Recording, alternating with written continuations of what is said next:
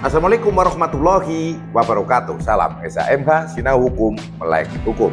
Pemirsa SHMH yang saya hormati, yang saya muliakan, yang saya banggakan, yang saya cintai dimanapun Anda berada, sebangsa dan setanah air. Kembali lagi dengan saya, pengelola channel SHMH, Sinau Hukum, Melek Hukum. Kali ini pada video yang ke-305.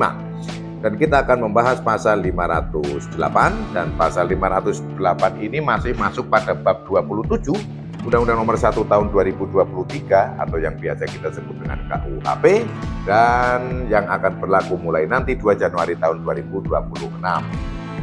Semakin asik juga membahas KUHP ini dari pasal-pasal 500 sekian ini, karena ini masuk pada dunia usaha ya, pasal-pasal yang mengatur dunia usaha, di mana di KUHP lama KUHP lama sedikit sekali yang membahas tentang usaha, dan untuk di KUHP baru ini cukup banyak. Saya pikir menurut saya ini bagus sehingga kita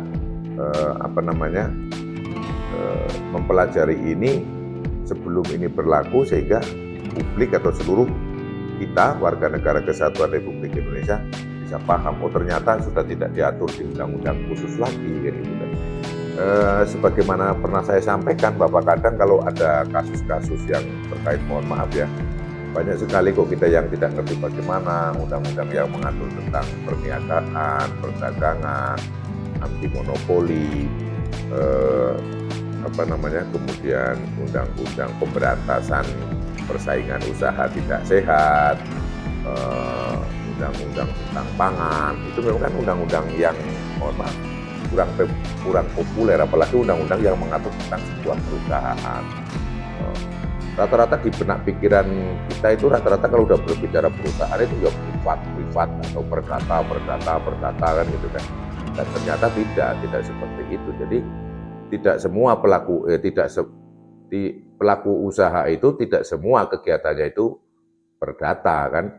Ada juga yang pidana, dan ini makanya ada kasus ya yang terkait masalah, mohon maaf ini, kasus arisan online itu ya, kasus arisan online itu juga masih membingungkan, apakah itu di ranah pidana atau di ranah perdata, karena misalnya ada yang 10 orang ikut, masing-masing katakanlah 10 juta, lah akhirnya ada 3 orang yang sudah dapat tidak membayar, lah akhirnya yang pengelola ini kan tidak bisa membayar kan, kalau ada yang dapat berikutnya itu karena ada 3 orang yang tidak membayar. Nah, ini masih menjadi sengketa, tapi suatu ketika saya akan membahas tentang arisan online ini, dan saya akan menyampaikan pendapat hukum atau analisa hukum saya. Ditunggu saja videonya ke depan. Pasal 508 Undang-Undang Nomor 1 Tahun 2023 berbunyi, pengusaha, pengurus, atau komisaris korporasi yang mengumumkan keadaan atau neraca yang tidak benar dipidana dengan pidana penjara paling lama 1 tahun, 6 bulan, atau pidana denda paling banyak kategori. Berbicara subjek hukumnya ini pengusaha, pengurus, atau komisaris korporasi. Kalau berbicara komisaris korporasi berarti ini ada PT ini, katakanlah PT ini, komisarisnya ini pemegang saham ini kan, misalnya ada 5 orang, kemudian ada direktur, manajer, dan terus ke bawahnya kan gitu kan. Nah ini, atau pengurus, kalau pengurus ya bisa jadi mulai dari direktur utama, direktur, manajer, atau mungkin kepala bagian, seperti itu kan termasuk pengurus. Nah kalau berbicara pengusaha ini ya pengusaha yang memiliki badan hukum, namun dalam artian mungkin ini yang kecil, sehingga apa-apa dikelola sendiri kan, modalnya dia sendiri, mencari pekerjaan juga dia sendiri, mengerjakan juga dia sendiri, ya bisa jadi ini pengusaha yang masih kecil, mohon maaf ini saya menyebutnya. Nah ini dia bahwa perusahaan itu kan memiliki kewajiban pencatatan pembukuan keuangan. Nah, pembukuan keuangan ini sangat penting karena terkait juga dengan pajak pendapatan pertama itu. Dan bagi-bagi yang sudah terbuka ya, yang sudah sahamnya mungkin masuk ke bursa saham, ini kan sahamnya kan diperdagangkan gitu kan. Jual beli saham di Bursa Efek Jakarta misalnya. Nah, ini dia mengumumkan keadaan atau neraca yang tidak benar. Dia mengumumkan bahwa neraca bahwa penghasilan pada tahun 2023 laba sekian bla bla bla bla, itu pertama. Itu kalau untuk menaikkan harga saham, atau kalau yang pengusaha ini ya supaya banyak yang berinvestasi di perusahaan tersebut yang usaha dimilikinya. Kemudian begini yang selanjutnya, pengurus perusahaan ya bisa jadi daripada nanti dimarahi oleh komisaris, dia selaku direktur utama kemudian dipecat, kehilangan pekerjaan, udahlah saya keadaan perusahaan ini saya bohongin aja si komisaris ini.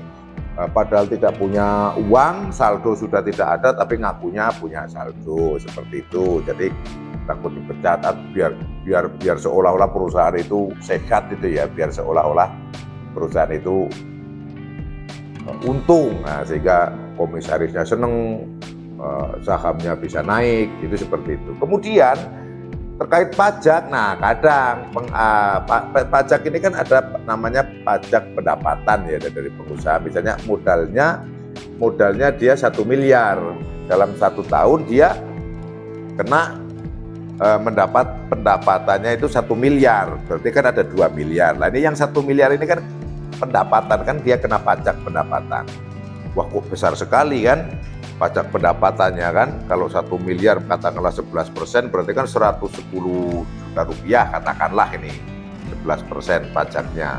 Nah ini kan wah eman-eman ini, daripada begitu udahlah saya ngakunya rugi saja. Nah, kalau rugi kan tidak terkena. Kenapa kok rugi tidak terkena? Lah kan namanya aja pajak pendapatan, kok rugi kan tidak dapat apa-apa. Nah dia kan bohong. Atau yang tadinya 1 miliar ya dikurangi jadi 500 juta gitu kan, biar pajaknya.